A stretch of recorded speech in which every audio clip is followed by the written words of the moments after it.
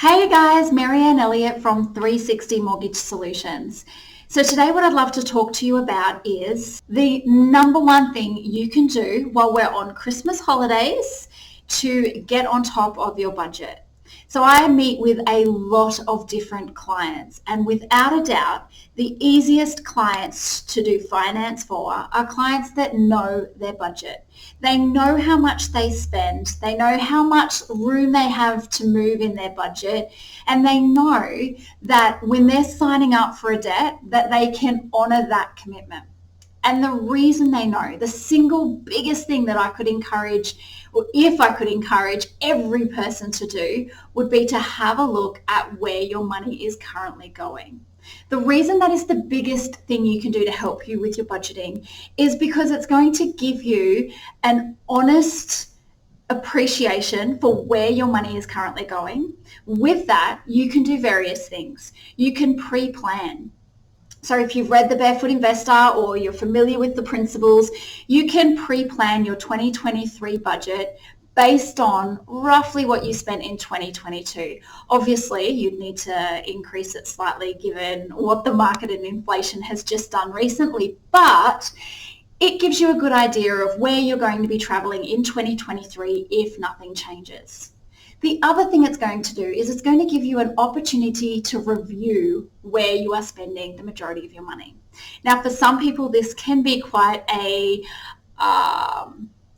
daunting experience. I'm trying to think of the right word, but can be quite confronting to have a look at how much you actually are spending on Uber Eats or your trips out to, I don't know, for me, it's Kmart. When I go to Kmart, IKEA, Bunnings, I managed to find more things than what I really went for.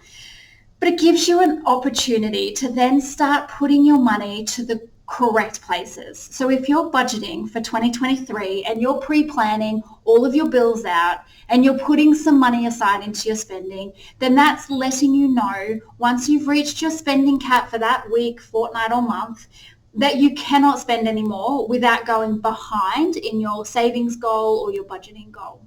So taking the time to review where your money has been going in the past is really going to help you to set a budget for 2023 and make sure that your money is getting funneled into the right areas next year.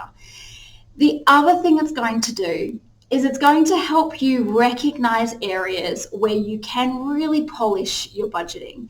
So there's two different types of expenses. There's a fixed expense, there's a discretionary expense. A discretionary expense is something like your Uber Eats, where you can really rein that in if that's an area of your budget that seems to be a problem. And then your fixed expenses are things like your car insurance. It's something that we all know we can't go without, we shouldn't go without, but it's an area where you could potentially be getting some quotes to see is there some savings there that you can make. So guys, if there's nothing else you do but eat lots and lots of turkey and ham over the Christmas break, please take the opportunity to have a look at your internet banking, review the last couple of months of your expenses and have a look at where your money goes, and then start to think about what's going to be different in the future in 2023 for you. Remember, the definition of insanity is to do the same thing over and over again and expect a different result. So if you spent all of 2022 catching your tail and trying to keep on top of your money and it didn't work, then 2023 you have to try something different or you're going to be in the same spot this time next year. So other than that, guys, that's it for me. I do have a budgeting workshop that you can sign up for. I'll pop some information below if that interests you.